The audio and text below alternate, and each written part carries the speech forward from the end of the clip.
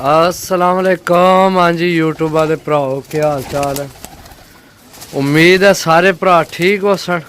असा ने भरावां ना शौक भी अच्छा जा रहा उसी। बहुत तगड़ी गेम, बहुत अच्छे पर कुंदे ने मालिक हड्डी जोड़।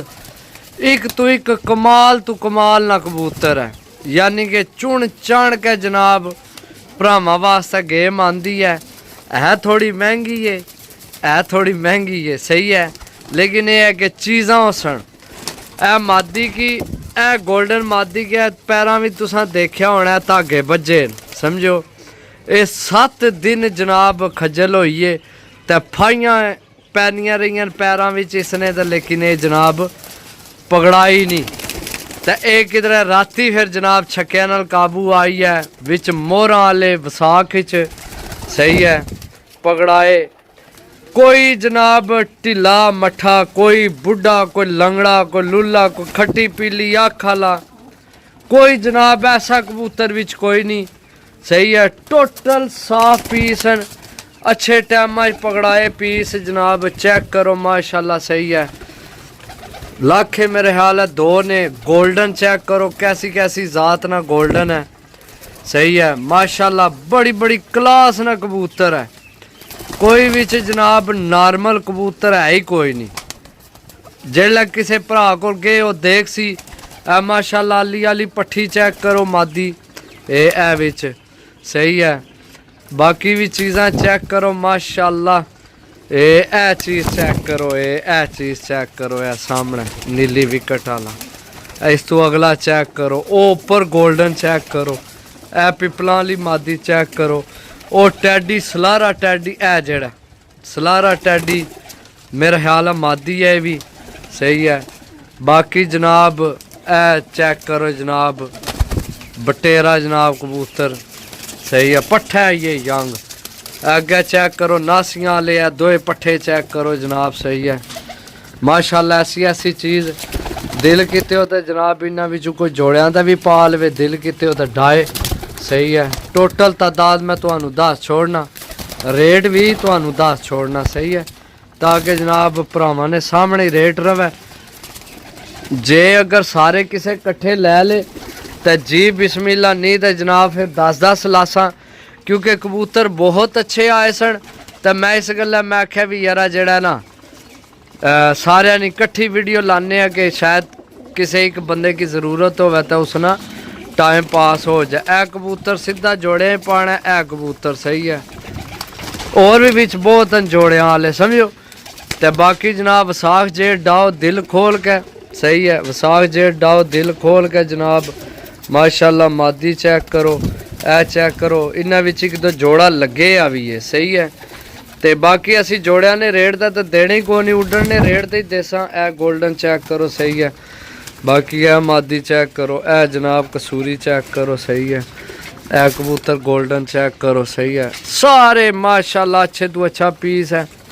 तो जनाब ये भरावां की मिलसन फुल एंड फाइनल। ए जनाब गोल्डन चेक करो, ए लाल अख आला ए लग मैं ना बड़े बड़े अच्छे कदावर जनाब कबूतर।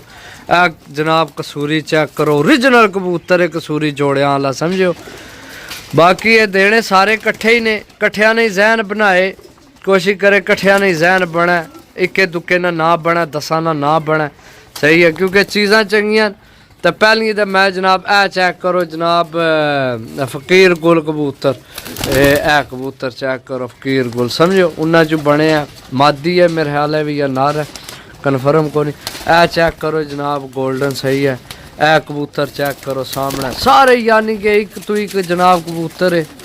तो ये जनाब भरावां की मिलसी 1000 रुपये पर।